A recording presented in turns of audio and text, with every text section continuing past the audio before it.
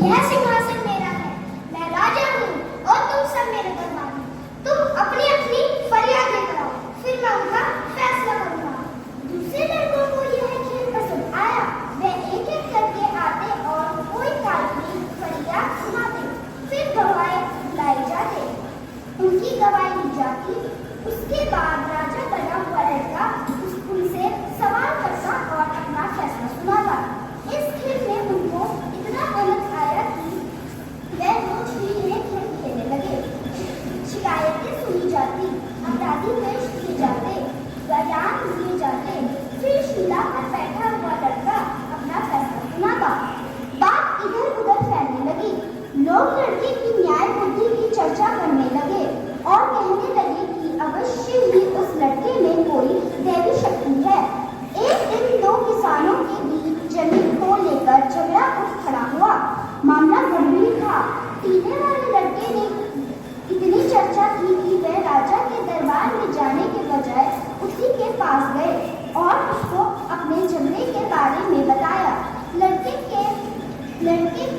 ने बड़ी गंभीरता से दोनों किसानों के बयान सुने।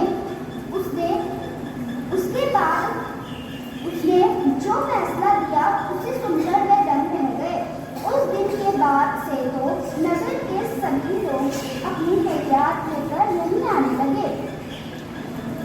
राजा के दरबार में कोई न जाता और ऐसा कभी नहीं हुआ कि लड़के के फैसले से उन्हें संतोष न हुआ। धीरे धीरे यह बात राजा के कानों तक पहुंची।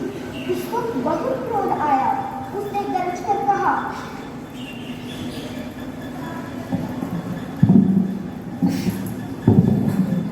उस छोकरे की हवा जाए कि मुझको अपने से अच्छा न्याय करता समझे। मैं इन किस्सों में विश्वास नहीं करता, मैं खुद जाकर देखूंगा।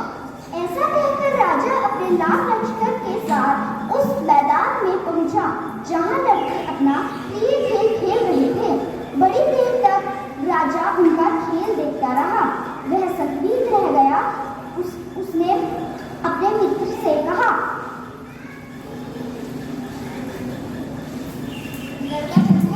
लड़का सचमुच बहुत बुद्धिमान है। इतनी छोटी उम्र में इतना बुद्धि का होना आश्चर्य की बात है।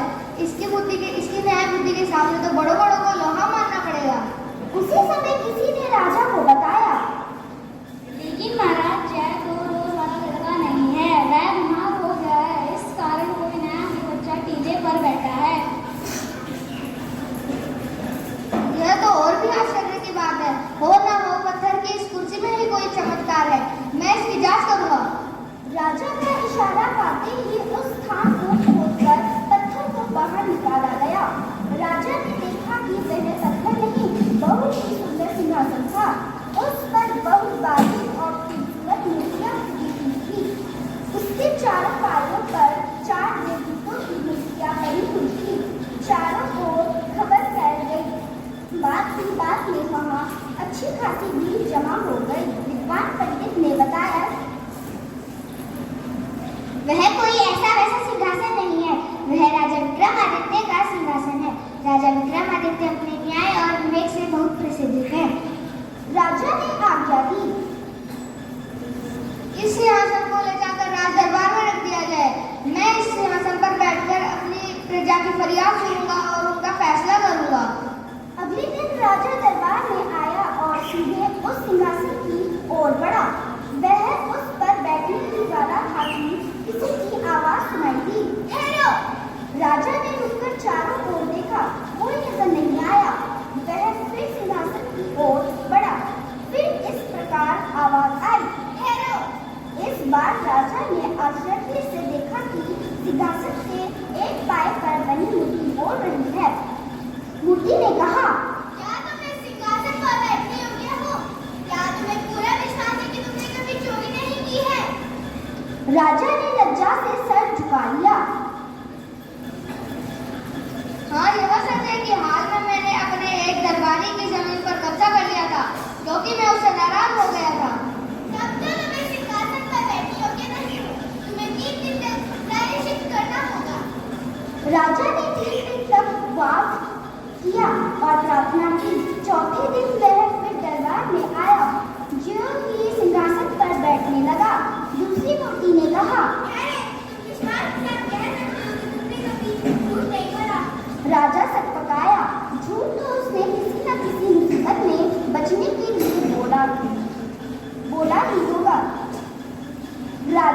पीछे हट गया। दूसरी मूर्ति भी पंख फैलाकर आकाश में उड़ गई। राजा ने 3 दिन तक फिर उपवास और पूजा पाठ किया। तीसरी बार वह फिर सिंहासन पर बैठने के लिए आगे बढ़ा। हिचकिचाते हुए वह आगे बढ़ा। वह बैठने ही वाला था कि तीसरी मूर्ति ने कहा, बैठने से पहले ये बताओ, बेटा माइक पे आओ, माइक पे आओ, माइक पर अपने आप ही ले बोल रहे ठहरो, बैठने से पहले ये बताओ, क्या तुमने कभी किसी को चोट पहुंचाई है? राजा पीछे हट गया। तीसरी मूर्ति भी पंख फैलाकर उड़ गई।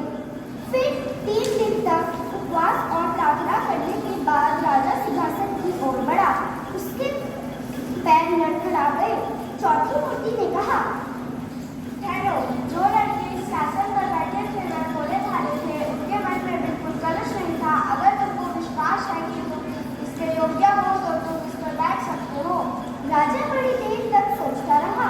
फिर उसने मन ही मन कहा, अगर एक लड़का इस पर बैठ सकता है तो भला मैं क्यों नहीं? भला मुझसे ज्यादा धनवान, बलवान और बुद्धिमान कौन होगा? अवश्य ही मैं इस सिंहासन पर बैठने योग्य हूँ।